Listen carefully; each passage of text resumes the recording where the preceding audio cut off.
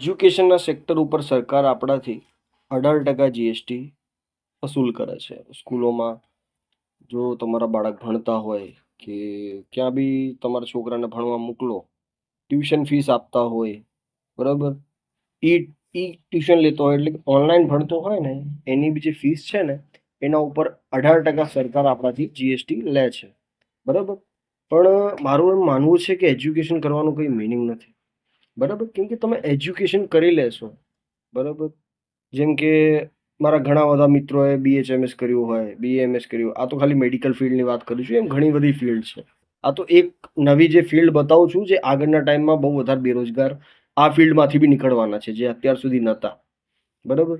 તો જેમ કે આ ડિગ્રીઓ છે, એમાં તમને ફીસ આપીને, 12 પાસ કરીને, નીટની એક્ઝામ આપીને, બરાબર? ટ્યુશન ફીસ ઉપર જીએસટી આપીને સરકારને ઘણું બધું ટેક્સ ખવડાવીને એ ડિગ્રી પાસ કરીને પહોંચ્યા હો, ડૉક્ટર બન્યા હો, અને જે તમે ભણ્યું હોય એ તમે તમારા ક્લિનિક ઉપર કે તમે જ્યાં બી કમાવા જતા હો, બરાબર, ત્યાં તમે એ વસ્તુ અપ્લાય કરી શકો. જે તમે ભણેલું છે ઓલરેડી એના માટે બી તમારે સરકાર આગળ હાથ જોડવા પડશે. સરકારને નિવેદન કરવું પડશે કે નહીં, અમને આ વસ્તુ કરવા દો, કેમ કે અમે ભણેલા છીએ. બરાબર? મને એક વાત કહો કે તમે બીએચએમએસ હોય કે બીએમએસ હોય, એ બધાની ડિગ્રીનું ફૂલ ફોર્મ શું છે?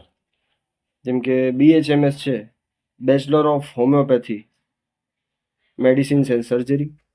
આમાં સર્જરી કેમ લગાવવામાં આવે છે? સર્જરીનો કંઈ આપણને કરવા દે છે ખરું? કેમ આ ડિગ્રીઓના ફૂલ ફોર્મમાં સર્જરી છે પણ કંઈ કામ નથી સર્જરીનો? એમ બીએએમએસની ફૂલ ફોર્મમાં બી સર્જરી છે. શું કામ છે કંઈ આ સર્જરી?